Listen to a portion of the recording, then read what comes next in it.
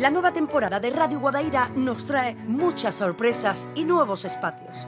Llega Culturaira, una nueva aventura radiofónica dirigida por Manuel Jaén, quien nos presentará a través de entrevistas íntimas y muy personales los personajes más destacados en el arte, la literatura, la música, las nuevas tecnologías, el cine o el teatro, entre otros. Lo más granado de la cultura en Alcalá llega a Radio Guadaira los jueves de 8 de la tarde a 9 de la noche con Culturaira, para una ciudad sin complejos.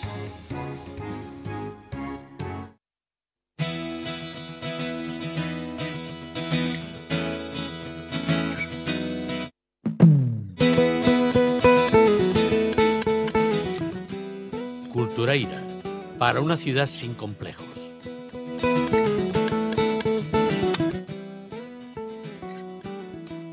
Culturaira, la cultura sin fronteras.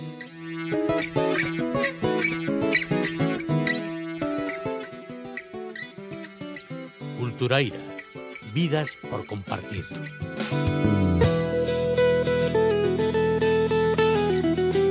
Culturaira, un programa para ti.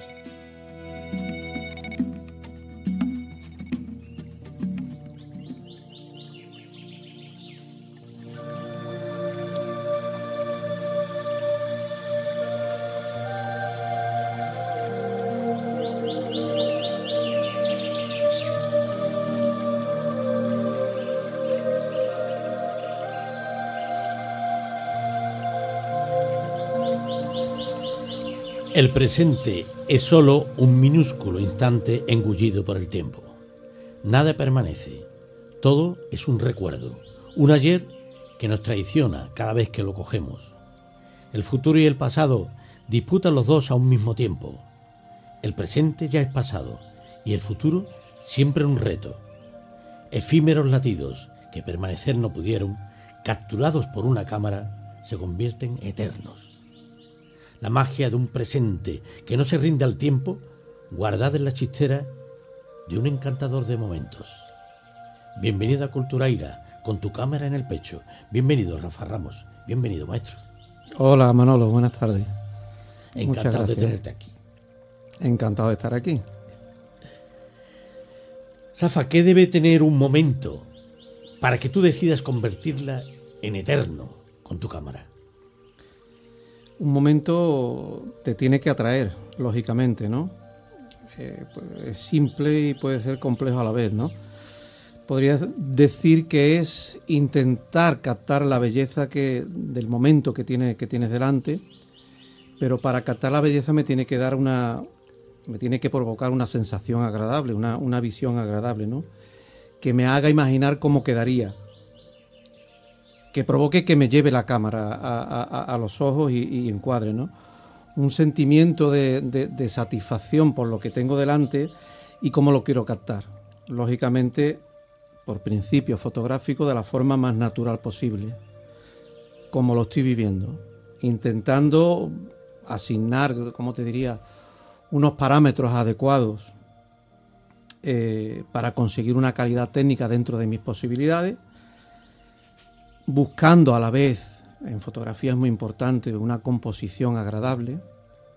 Tan importante es, siempre lo digo, en tertulias, en charlas y demás, tan importante es lo que metes dentro de un encuadre como lo que dejas afuera, ¿no? Si esa composición es elegante y armoniosa, mucho mejor. Y si todo este cóctel soy capaz de trasladarlo en un mensaje atractivo a la vista y transmisor de posibles sentimientos, ¿no? El sentimiento es que el espectador que vea esa imagen debe decidir libremente para bien o para mal. Si es así, habré cumplido con mis aspiraciones. Con la fotografía, a través de la fotografía, quiero expresarme y quiero hacerlo a mi manera. Nada permanece, todo está en continuo cambio. Es imprescindible para la supervivencia la capacidad de adaptación a los cambios que se producen. El nivel de adaptación depende de la capacidad de aprendizaje que posea el ser que desea seguir existiendo.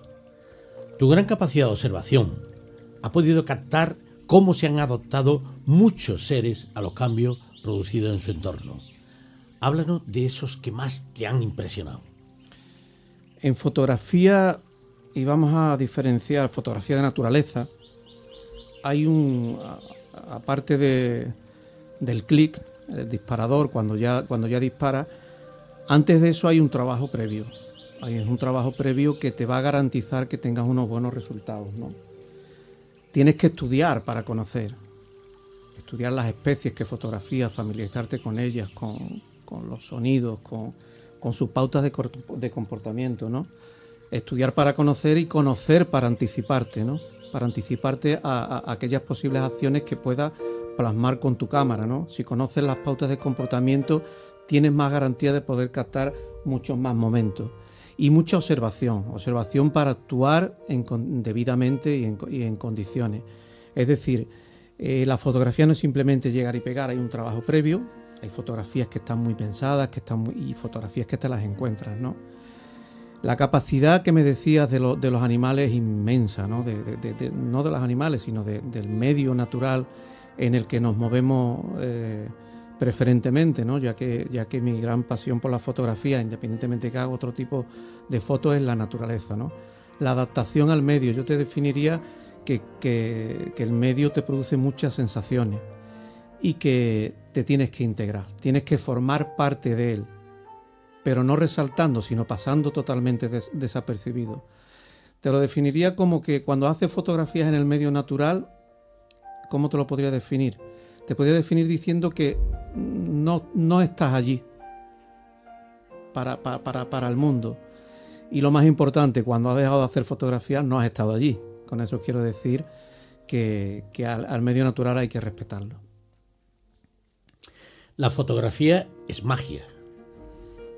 Es poder traer a la vida lo que fue y se perdió en el tiempo. Pero para merecer el título de mago, hace falta estudiar, aprender a observar, experimentar, ser humilde y sentir desde el respeto más profundo a todo lo que te rodea. ¿Cuáles fueron tus primeros aprendizajes en ese apasionante mundo de la fotografía? Mis comienzos en fotografía de naturaleza, bueno, yo soy un fotógrafo que me puedo considerar fotógrafo de la vieja escuela. Yo nací fotográficamente hablando en tiempos de cuarto oscuro, ¿no? En tiempos de luz roja, en tiempos de líquidos reveladores, en tiempos reveladores, fijadores, de papel fotográfico. Yo sé que tú eres aficionado también a la fotografía, sabes de lo que te hablo. De papel fotográfico en cubetas y en tendederos improvisados, ¿no? De olores fotográficos en un cuarto de baño utilizado como laboratorio improvisado porque era el sitio donde podía conseguir ausencia de luz, ¿no? Tiempos de rollos de película, tiempos de papel fotográfico, de las primeras diapositivas, de álbumes de fotos, de cajas y sobres de negativos. Como te digo, me podría considerar fotógrafo de la vieja escuela, ¿no? De ese cuarto oscuro, en un principio, pues surgieron muchas imágenes, emergieron como del fondo de esas cubetas, como por arte de magia, dejándote un poco descolocado al principio, ¿no? Asombrado, todo era distinto, ¿no? Con menos medios, pero con mucha más esencia, ¿no? Te podría decir, pensabas más como fotógrafo. Pensabas más 100% como fotógrafo. Construías la imagen antes de hacerla, incluso, con más interés que lo que hay ahora. Ahora con la era digital, y me va a salir la vena de purista, mi hermano Javi, mi compañero infatigable de aventura, siempre me lo critica, que hay que estar con las nuevas tendencias y demás. Pero yo soy muy purista, ¿no? Yo hago la foto en el sitio, con mi cámara, y con los parámetros y las herramientas que me ofrece la cámara. No la hago después en casa en el ordenador, ¿no? Bien, es verdad que con la era digital tienes que aprovechar todas estas tecnologías y servirte de ellas, ¿no? Los tiempos cambian, hay que asumirlo y hacer uso, como te digo, de estas nuevas tecnologías. Pero en su justa medida. Sobre todo si de naturaleza se trata. Yo estoy convencido que la fotografía más difícil de hacer es aquella en la que consigues plasmar la realidad de lo que tienes delante. Ni más ni menos. Fueron también mis comienzos en el Parque de Oromana, en mi pueblo. Allí pues me interesaban todo tipo de situaciones, ¿no? Los molinos, los senderos, los detalles, el río, un sinfín de detalles, ¿no? Me acerqué también al río, ¿no? Y en el río y en sus márgenes pues descubrí lo que es la naturaleza, el medio natural, las mariposas, los insectos, las primeras aves del parque. Comencé a darme cuenta que la foto, las imágenes, el decorado natural que tenías por delante, había que analizarlo, ¿no? Buscar un orden, plasmarlo de la forma más agradable, ordenando motivos, ¿no? Todo esto en un principio de una forma autodidacta. Más tarde empecé a coleccionar la enciclopedia con Planeta de la fotografía, que me compré fascículo a fascículo, que tardé años en completar, y me sirvió, me empapaba de todo lo que allí me ofrecía, pero en principio de forma autodidacta. Comprendí que no era solamente captar los motivos, el lugar, las señas de identidad, sino también la forma de hacerlo, ¿no? Alcalá y su patrimonio histórico también me sirvió en los comienzos, ¿no? Buscar sitios, detalles, lugares emblemáticos, tantos lugares que los pintores de antaño y actuales se han influenciado a la hora de pintar, ¿no? Alcalá de los paisajes, ¿no? Alcalá y su patrimonio natural es importantísimo, ¿no?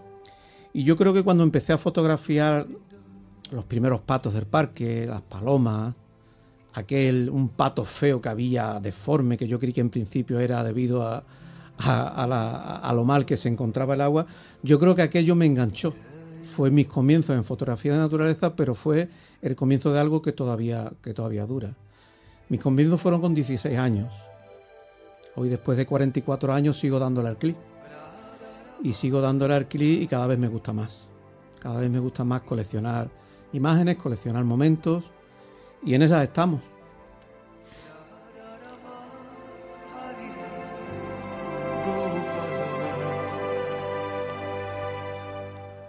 Y el tiempo te enseña a observar desde el respeto y pedirle permiso al ser que pretende robar un momento de su existencia para convertirlo en un recuerdo imborrable y eterno.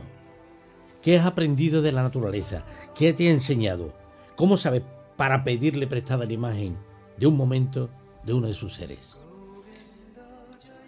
A la naturaleza hay que ponerla en su sitio. La naturaleza es frágil, es impresionante, ¿no? Es inmensa, pero a la vez es muy frágil, ¿no? Yo te definiría que la naturaleza es el principio básico de la realidad que nos rodea. Y que es a partir de ella donde ha venido todo lo demás. Sin ella es que no somos nada, ¿no? Entonces yo me considero, antes que fotógrafo, naturalista. Soy naturalista, me gusta el medio natural, pero me gusta respetarlo. Y siempre lo digo, nosotros tenemos un código ético, los fotógrafos de naturaleza, que antes de la obtención de una buena imagen, la prioridad es preservar el medio natural.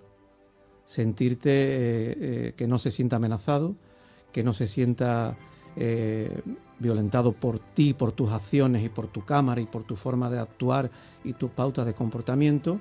Y si se produce algún amago de que no lo estás haciendo bien, retirada, y la naturaleza tiene que quedar intacta. Sobre todo respeto, soy naturalista antes que fotógrafo. El poder de la comunicación.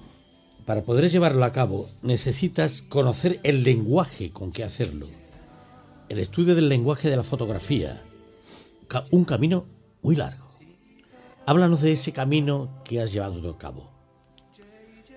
Yo creo que la fotografía me ha servido a mí para mucho, ¿no? Creo que desde un principio utilicé la fotografía para poder transmitir cosas que tú me conoces algo de muchos años atrás, ¿no? Yo soy una persona por naturaleza tímida, ¿no? Pues yo creo que la fotografía me ha servido para transmitir cosas que con mi timidez, en mi forma de ser o de actuar, no he sido capaz, ¿no? Se puede hablar con imágenes, se puede transmitir y se puede comunicar, y también se puede influenciar y concienciar para una buena causa. La fotografía es más importante de lo que nos creemos, ¿no? A veces las imágenes, pues, son pensadas, son imaginadas, son intuidas, y otras veces te las encuentras, ¿no? Al final de todo, el objetivo es plasmarlas y convertirlas en escena, ¿no? Yo creo y reivindico que la fotografía es arte. Es arte porque es tomar esa escena y componerla para que te diga alguna cosa, ¿no? Para que construya quizás alguna historia. Qué difícil es, ¿no? Contar una historia con una sola imagen, ¿no? Para que eternice posiblemente una idea, ¿no? Para que te asombre o te inspire o te agrade o te incomode, ¿no? Pero que al final el objetivo es que te atrevas a mostrarla y que provoque alguna reacción, por pequeña que sea, que transmite, ¿no? Se puede recoger todo en una fotografía, se puede recoger lo más sublime, ¿no? Lo que nos emociona, pues también por su magnitud o delicadeza, ¿no?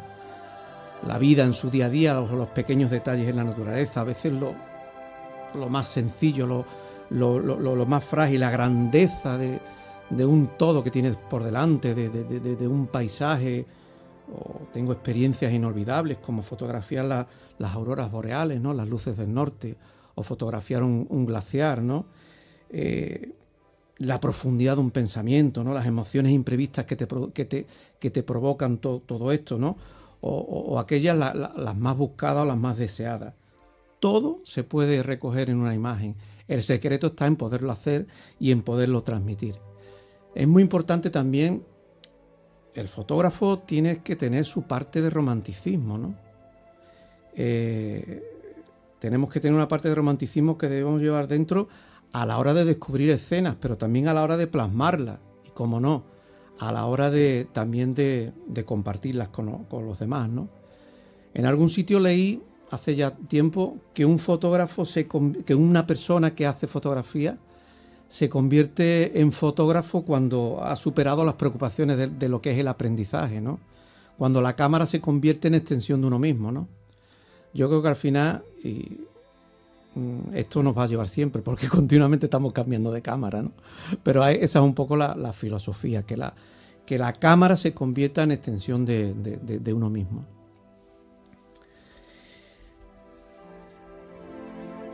El aleteo de las alas de una mariposa puede provocar un tsunami al otro lado del mundo.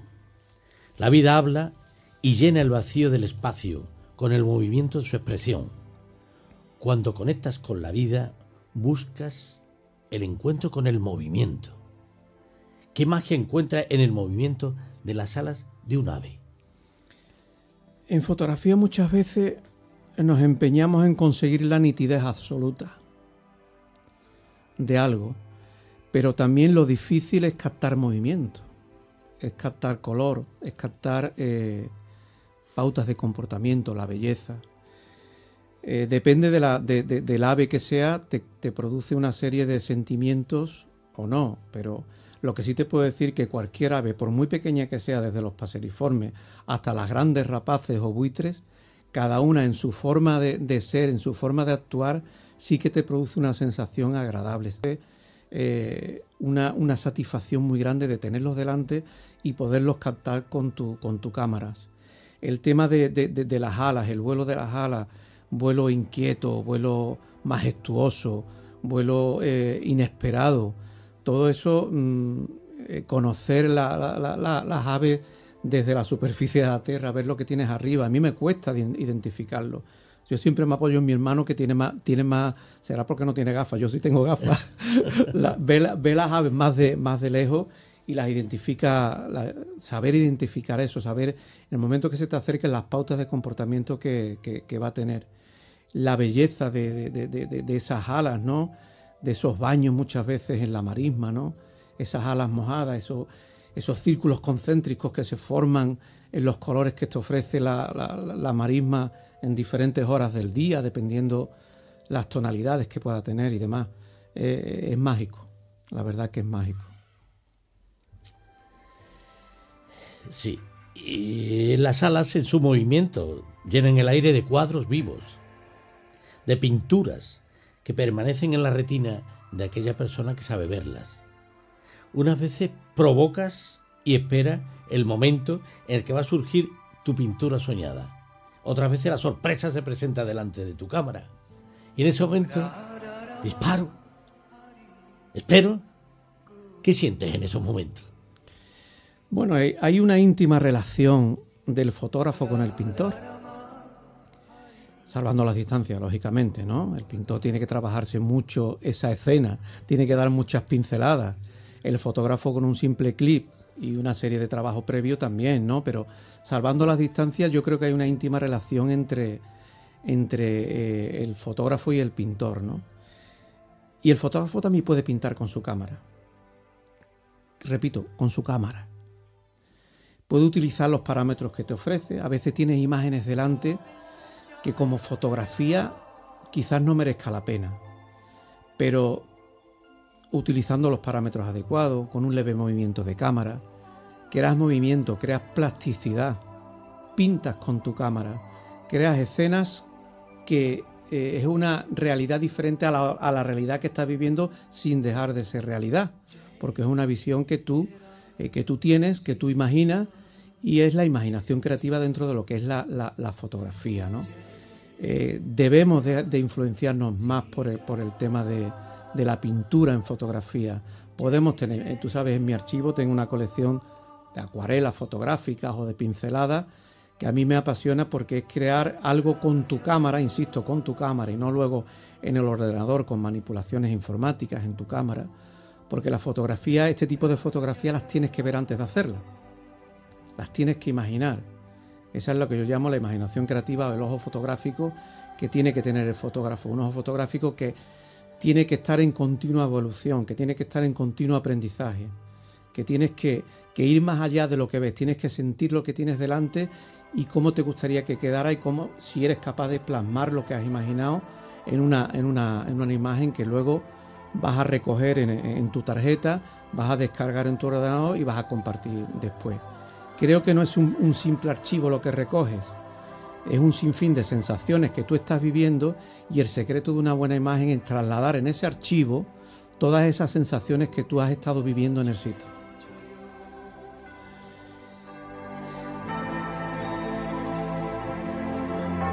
Los ojos son el espejo del alma.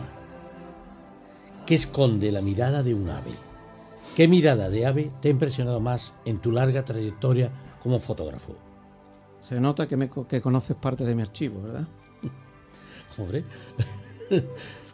por eso tengo estas preguntas.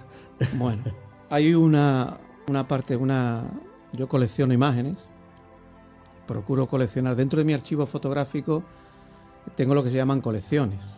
¿Y por qué una colección y no forma parte de tu archivo? Porque el fotógrafo, cuando coge el perfil de coleccionista, pone en juego otra serie de empeño, deseo, pone inquietud. No es que hagas las fotos que se te ponen por delante, fotografías y las metes en una carpeta, sino buscas motivos para tus colecciones, buscas para completarla. Tengo infinidad de colecciones y una de ellas es la de miradas, ¿no? Hay miradas que matan, ¿no? Hay miradas que matan o que te dejan perplejo, ¿no? Me preguntas cuál es una de esas miradas. Bueno, pues que un ave te mire y que siga acicalándose o haciendo su vida normal cerca de ti, forma una complicidad. Es como si te diera permiso que la puedes fotografiar, ¿no? El tener a un oso en tierras finlandesas delante a 5 o 6 metros y que levante la cabeza y te mire, es adrenalina pura, ¿no? Hay miradas fijas que no te dicen nada, pero las he encontrado más en los humanos, más que en los animales. Los animales, todas las miradas, te puedes encontrar miradas tristes, te puedes encontrar también miradas vacías, miradas entregadas, ¿no? Miradas retadoras, también de animales que por su poderío se pueden permitir el retar, de complicidad, como te he dicho a veces, ¿no? Miradas con ternura, con mucha ternura, ¿no? Miradas curiosas, de sorpresa, de asombro, de estar en un sitio y te descubren, pero comprueban de que no eres una amenaza para ellos, ¿no? Miradas dulces, entrañables y a la vez nobles, ¿no? Miradas recelosas y inquietantes, ¿no? O vigilantes, ¿no? Miradas inquietas, miradas profundas que te hacen pensar, ¿no? Y te hacen pensar y decir lo importante que es el medio natural, lo inteligente que son los animales, muchas veces creo que más humanos que los propios humanos, que tienen, hay muchas más miradas de los humanos frías, autoritarias, indiferentes, recelosas. Yo me encuentro con otro tipo de miradas a los animales que me gratifican a veces mucho más que con las de los humanos, que te puedes encontrar miradas más altivas, más desafiantes, más de hostilidad, ¿no? Las miradas de animales llegan a hipnotizarte. Y las que más me impresionan podrían ser las miradas, las puras, ¿no? Las limpias, ¿no? Las luminosas, ¿no? Las que muchas de ellas no encuentras en la vida cotidiana, ¿no? No sé si te he respondido. Sí, hay una mirada que quiero que resaltes, porque es que a veces en tus fotografías aparece la cercanía a un animal maravilloso que se llama foca, que has fotografiado pegada a su cara. Y en ese momento yo he visto muchas fotos de esas que tú has hecho, son miradas muy diferentes, pero la mirada de una foca es una mirada entregada, es una mirada de inocencia, ¿no? Muchas veces una mirada impotente, entregada porque no sabe lo que va a pasar. Normalmente nosotros cuando... Siempre hablo, si me notarás que hablo mucho en plural, ¿no? Porque mi vida fotográfica está muy ligada a la de mis hermanos, sobre todo a la de mi hermano Javi, ¿no? Con él he comenzado muchas historias, muchas aventuras en el tema de fotografía y por eso te hablo mucho en plural, ¿no? Lógicamente te decía antes que soy naturalista antes que fotógrafo. Las miradas, no te vas a poner a hacer miradas a 1 metro de distancia a una foca, la estás intimidando, la estás molestando. Para eso están los teleobjetivos, que te desplazas un poco más, tienes contacto visual, ese animal sabe que estás ahí, se encuentran las miradas y las miradas de foca han sido una de las más impactantes, pero sobre todo porque se te viene a la mente imágenes que a todo el mundo se le puede venir, que son la de el propio humano paleando, imágenes llenas de sangre para conseguir la piel, imágenes de focas inocentes, pequeñas crías y demás.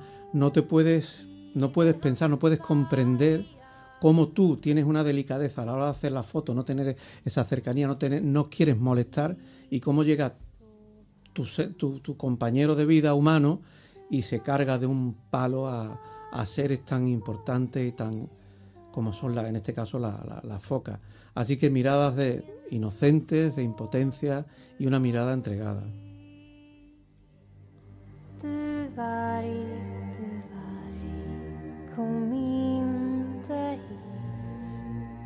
El ser vivo no puede vivir aislado. La existencia en soledad es un sinsentido. El agua mana para dar vida a su alrededor, no solo para ser agua. El ser vivo forma parte de un todo en el que él es una parte muy importante. Escenas llenas de vida, el actor y su entorno. ¿Cómo haces para poner en el momento una escena que lo complementa todo, que no es la foto en concreto de ese ser, sino la foto en su entorno, en su vida, traer todo lo que rodea a ese ser? Es difícil, porque lo que tú sientes con tu mente, con tu corazón, a la hora de estar delante de una escena, la cámara no te lo va a recoger todo. Puede recoger parte, tú sientes más y procuras transmitir parte de lo que has sentido, ¿no?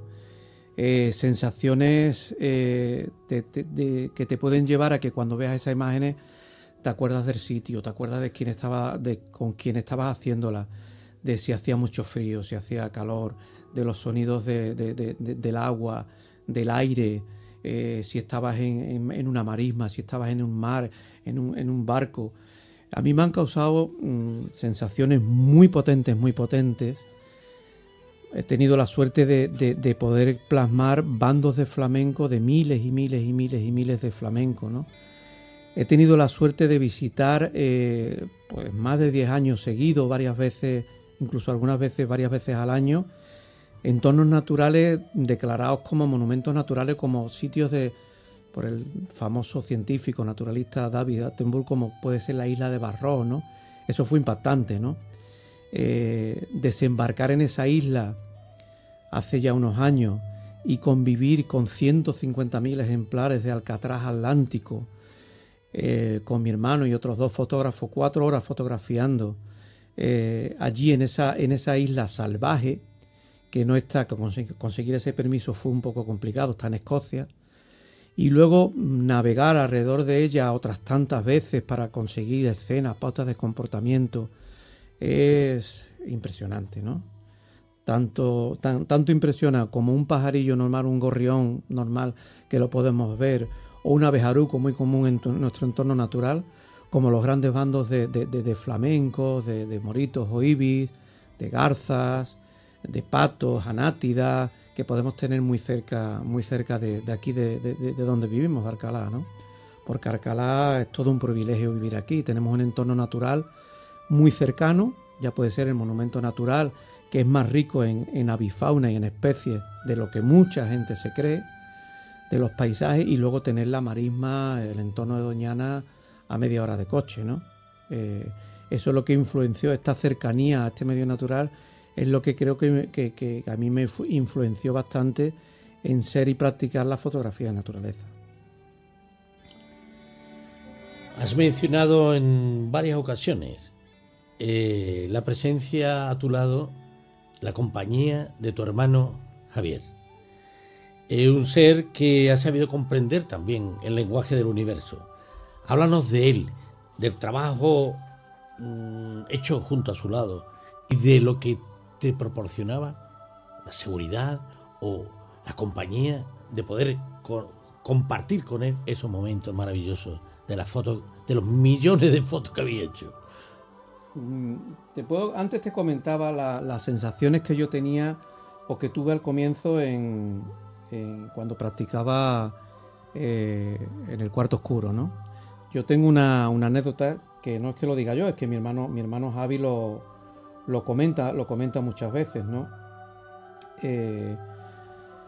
Cuando tenía, creo que eran 8 años, se me coló una vez: hermano, yo quiero ver cómo es esto, ¿no? Y la cara que se le quedó cuando vio emerger de esa cubeta que te he dicho de líquido revelador, esa primera foto que la vio, se le puso una cara que yo creo que fue el comienzo también de una afición que con los años compartimos, ¿no? Yo soy el más mayor de los hermanos, yo empecé con la fotografía solo, era mi afición, pero cuando Javi se aficionó, cuando Javi le gustaba lo que yo hacía, tuvo su primer equipo fotográfico, que creo que me puedo permitir decir que se lo regalé yo, de mi equipo, el equipo que yo tenía se lo pasé, yo me hice otro nuevo. Iniciamos la andadura, no es lo mismo ir solo que con él. Con Javi, pues cambió todo, ¿no? Cambió todo, no es lo mismo ir solo, ya nos atrevíamos a conocer más sitios, nos atrevíamos a emplear otras técnicas, sistemas de camuflaje, todo cambió y empezamos a recorrer el entorno natural de aquí de Alcalá. Se nos quedó pequeño. Ya empezamos el entorno de Doñana, el Parque Nacional de Doñana y absolutamente todo el territorio nacional. Y fue precisamente porque estábamos los dos juntos. ¿Con quién mejor que compartir que con un hermano tuyo afición, ¿no? Y además, si es tu hermano, pues mejor que mejor. Y empezamos a ser conocidos en España entera. Cada vez venían más gente a fotografiar aquí. Cada vez fuimos más conocidos, ¿no? Todo esto empezó con el boom de internet, de los foros de naturaleza y demás. Y todo esto nos llevó a organizar el primer encuentro de fotógrafos de naturaleza que se celebró en España.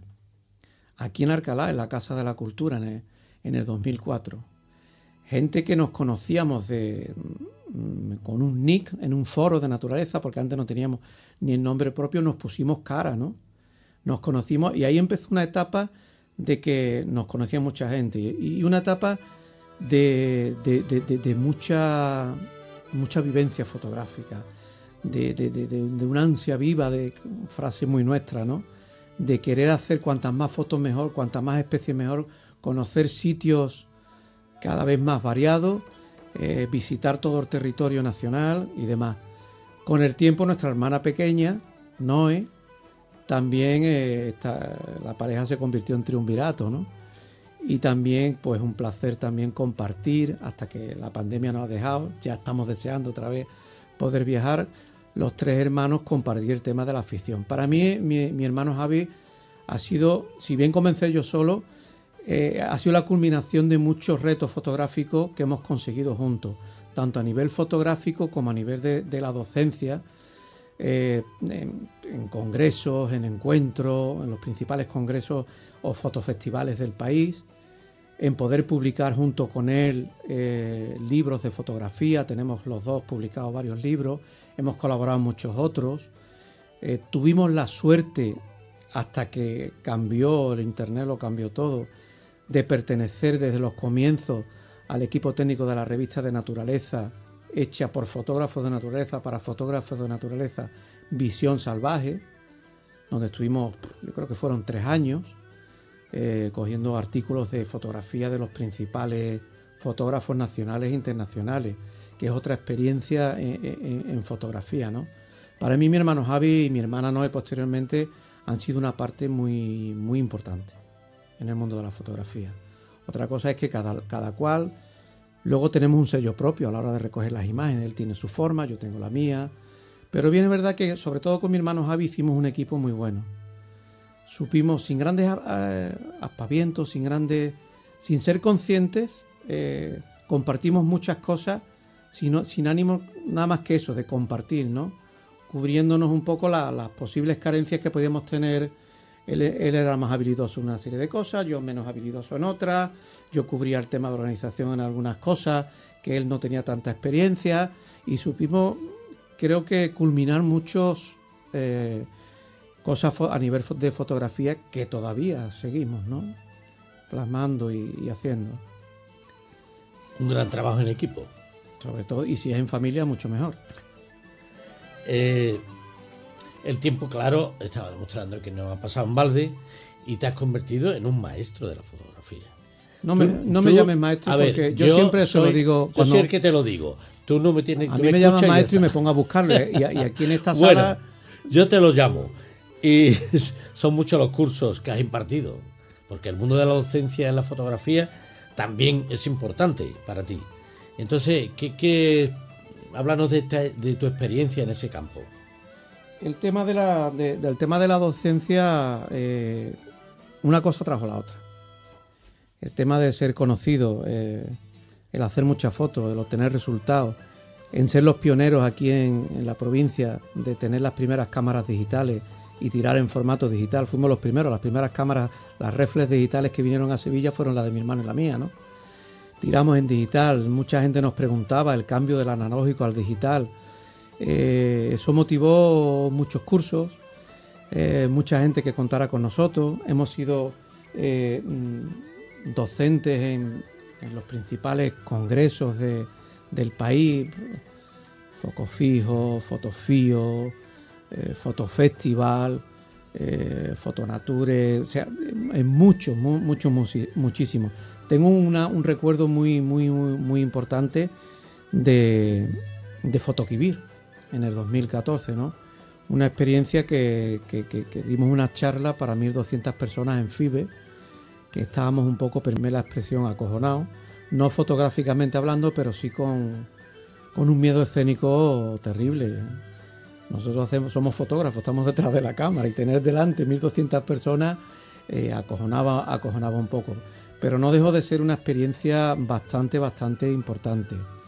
Nos hemos dedicado, bueno, yo tengo mi trabajo, pero muy dedicado a la fotografía de naturaleza. Javi más dedicado a la docencia. Es profesor de la Universidad Popular de Fotografía de aquí.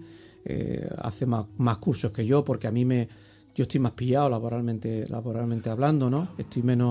Tengo menos tiempo. Pero la docencia también, el hecho de hacer muchas fotos y viajar fuera, en otros destinos, otros países, enseñar tu trabajo, organizar viajes y demás, pues ha sido una parte también importante, ¿no?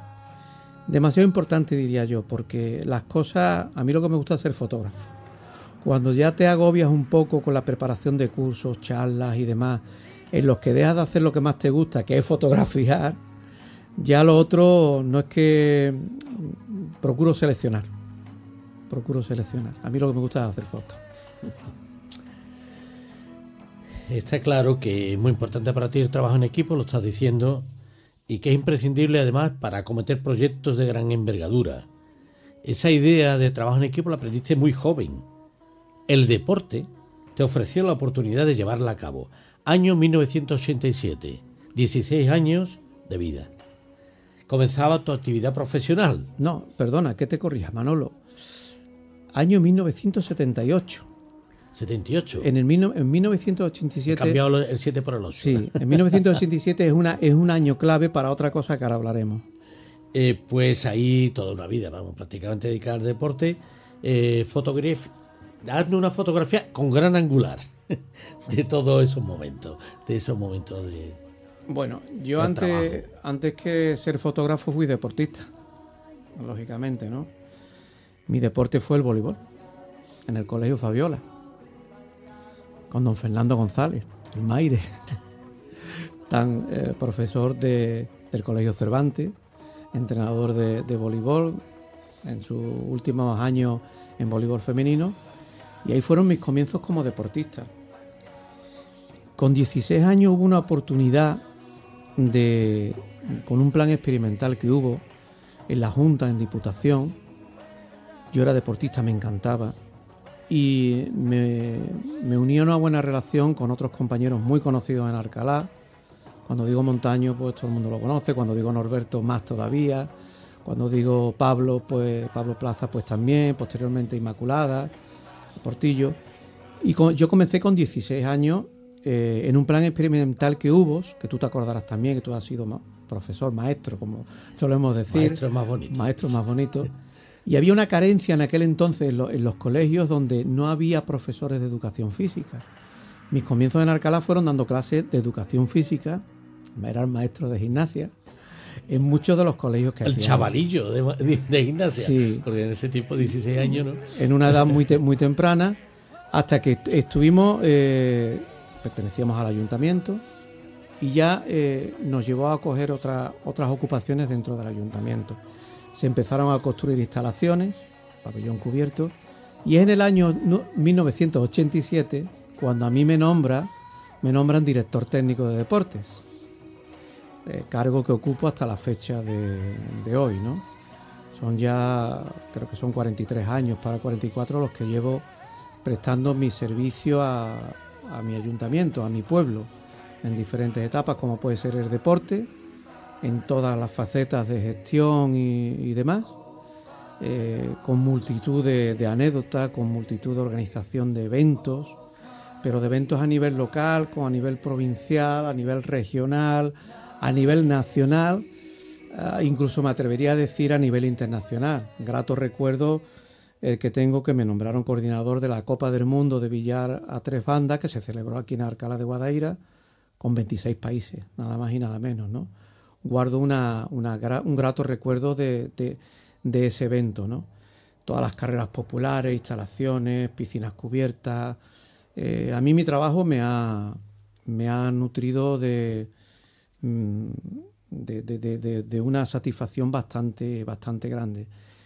Es más, te atrevería a decir que por etapas, otras han sido peores, ¿no? Pero por etapas yo he tenido el privilegio de olvidarme de que estaba trabajando, de lo que disfrutaba con mi trabajo, ¿no?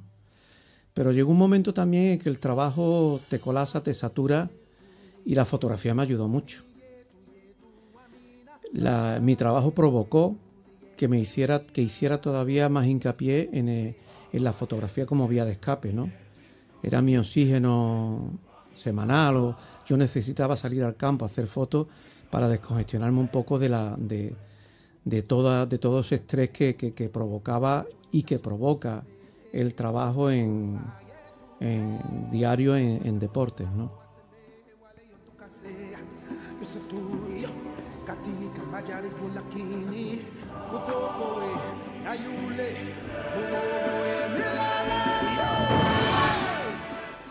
Las escenas reclaman tu presencia. Tú pones el escenario, gestionas lo necesario para que las escenas puedan llegar a ser una realidad. Auditorio Riberas del Guadaira, 5 años como director. El telón está abierto, Rafa. Tuya es la palabra. Bueno, la primera vez que se abrió el telón del Auditorio Riberas del Guadaira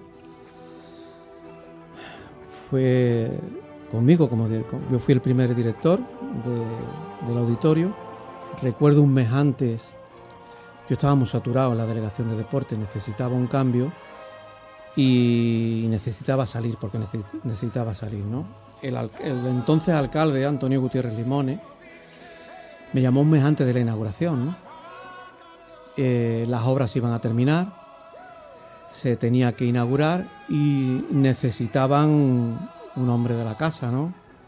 Yo ya tenía mis años de antigüedad, venía de la gestión pura y dura de lo que es una delegación de deporte con una organización de eventos, pero para mí entrar por las puertas del auditorio, el auditorio que se convertía en el segundo escenario de la provincia, después del Maestranza, tú lo conoces y sabes las características de este auditorio, y los comienzos son difíciles. Había que ponerlo todo en marcha. Una primera etapa con muy gratos recuerdos con los hermanos Casado, con Antonio, Alfonso y Manolo, que tenían una empresa que se dedicaba a contratar a los espectáculos que nos traían, ¿no? que traíamos, ¿no? Con ellos trabajé y con ellos aprendí, pero también aprendí del técnico de luces, del técnico de sonido, del conserje, de la limpiadora. Aprendí de todo. Yo venía de la gestión, me dejaba llevar por la lógica, por el sentido común, pero yo tenía que aprender. Yo no sabía lo que era un rider, yo no sabía lo que era un micrófono de tales características. Yo no sabía cómo iluminar, que tampoco tengo que saberlo, pero aprendí. Yo no sabía todos los entresijos de un espectáculo. Y tuve el privilegio de vivir lo que el espectador no ve, porque el espectador llega, se sienta, ve el espectáculo y se va contento de ver lo que ha visto, ¿no? El espectáculo yo tuve el privilegio de conocerlo de otra manera, de contratar el espectáculo, de hacer el seguimiento de dónde venía, de hacer el proyecto de viabilidad, de contratarlo una vez que viene, la descarga de material, el montaje, la venta de entradas, cómo iba evolucionando, el recibir a la gente, el desarrollo del evento. Se sufre mucho porque es un continuo directo. Cualquier cosa que falle en un espectáculo te está rompiendo la dinámica de ese espectáculo y el espectador paga una entrada y es muy exigente. Se sufre y se sufre bastante. Pero yo tengo que decir que tengo más anécdotas buenas que malas de esa etapa, ¿no? Y tengo que decir que fue una experiencia de la que no me arrepiento y que aprendí bastante de la gente de la que tenía que aprender en ese entonces. Yo llevaba el rol de director, pero también tenía una serie de gente de la que tenía que aprender. Y en todos los trabajos y en esta vida hay que ser humilde. Y tú puedes tener experiencia en orquestar situaciones, pero tienes que aprender de quien sabe.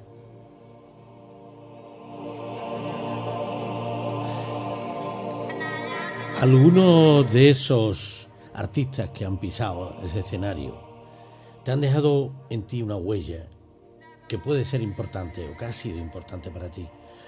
Háblanos de algunos de ellos y de algunas anécdotas que puedas resaltar, ¿no? de ese tiempo.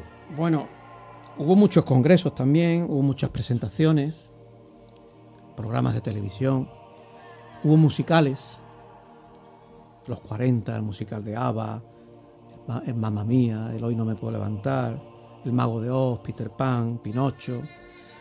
Hubo obras de teatros buenísimas, El Brujo nos visitó alguna que otra vez, 5 horas con Mario, con Natalia Millán, ¿no? Verónica Forqué. Hubo musicales de gente de Alcalá, que te resultará muy familiar y nos puede resultar muy familiar a los dos. África, lo vivimos muy de cerca. No, hermano, tú fuiste el director de aquel musical. Ballets, el Ballet Nacional, el Ballet Imperial Ruso, el Lago de los Cisnes, Cascanueces. Todo esto pasa por mi mente, ¿no? Las óperas Carmen, La Buen, los chicos del coro nos visitaron también. Carmina Burana, el espectáculo impresionante, con esa concha acústica que tenía ese teatro que se escuchaba impresionante, ¿no? Autores como, que en paz descanse, Aute, que también estuvo por aquí, Jorge Dresle, un cantautor impresionante, Sergio Dalma, el exigente Rafael, Diana Navarro, Lombo, Pasión Vega, Pastora Soler, Manuel Carrasco, un tío entrañable, David Bisbal, Luis Bustamante, Tamara, Vanessa Martín, cantores de Hispali, infinidad de recuerdos de gente que conoce, que muchos, no diré nombres, te impresionan gratamente, otros te decepcionan, otros son muy exigentes, gente que lleva muy poco tiempo te exigen cosas que... Y anécdotas así, imagínate que llegue un artista, lógicamente no diré nombre, que te pida que hay que moquetar de rojo el camerino, o que tiene que tener un tipo de luz, o una temperatura adecuada. O te llega otro que te pide 4 termos de agua caliente, y cada uno de ellos a una temperatura diferente, porque se toma la esencia, esta jengibre en este caso, a diferentes temperaturas conforme se va acercando el momento. O aquel que te pide una botella de vino del año catapum que te cuesta 10 días encontrarla, pero como está metido en el contrato tienes que conseguirla, ¿no? O el otro que te pide las velas negras para iluminar, o el tipo de sofá que quiere descansar 5 minutos antes de salir a escena. Gente muy exigente, gente muy profesional. Recuerdo una anécdota positiva de que estábamos por la mañana montando el espectáculo de Rafael, que quiero decir que se puso a la venta y se llenó, se vendió a la media hora. Estábamos montando, el espectáculo era por la tarde, y por la mañana cuando nos dimos cuenta estaba en el escenario. Estaba viendo el montaje, estaba viendo las luces, lo veíamos, saludó, se sentaba en cada uno de los sitios diferentes, en la parte alta, en la parte baja, en la parte izquierda, supongo que para visualizar cómo lo veían a él, ¿no? Un tío humilde, ¿no? Humilde en ese momento. Luego cambia totalmente a la hora del espectáculo y posteriormente, ¿no? Y anécdotas muchos, ¿no? Fue una experiencia bastante importante. Casi 5 años de gestión de aquello. Fui una pieza del equipo de trabajo. Hay que montar técnicos, empresas, azafatas, limpiadoras, otros compañeros que también hacía. Y yo hacía mi labor, que era intentar hacer mi trabajo, intentar vivir ese momento, intentar recibir a la gente de Alcalá, intentar despedirla, recibir críticas constructivas, qué os gustaría traer, a quién os gustaría proponer una programación a la carta de las apetencias. Ahora no es como ahora tenemos una etapa que los compañeros que están ahora lo están pasando mal por el tema COVID, por todo este tema, pero quiero decir que fue una etapa en la que me dejé llevar por el sentido común, aprendí de los demás y fue una etapa inolvidable, una experiencia en mi vida.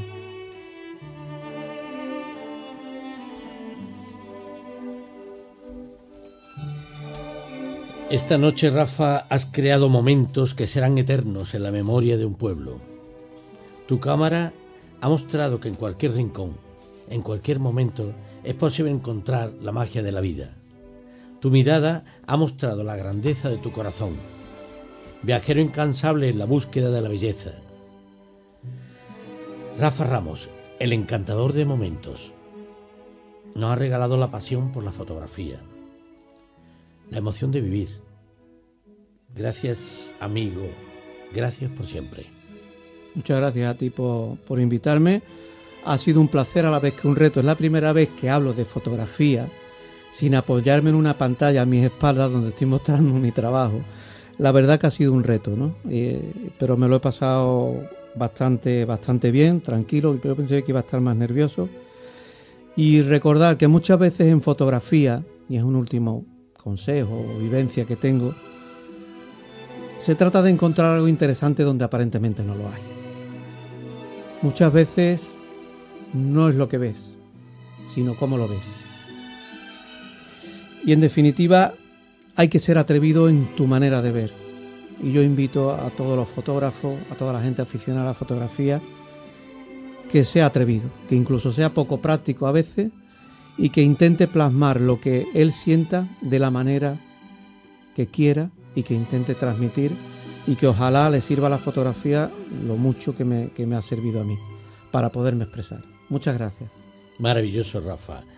Desde el otro lado de la radio, Sonia Panteón en los controles y Manuel Jaén en la presentación, os enviamos la foto más hermosa, la foto del respeto por todas y todos vosotros. Querida familia de radioyentes que habéis tenido la amabilidad de escucharnos un día más, hasta el jueves que viene con una de las voces más auténticas del cante flamenco, el cante de David el Galli.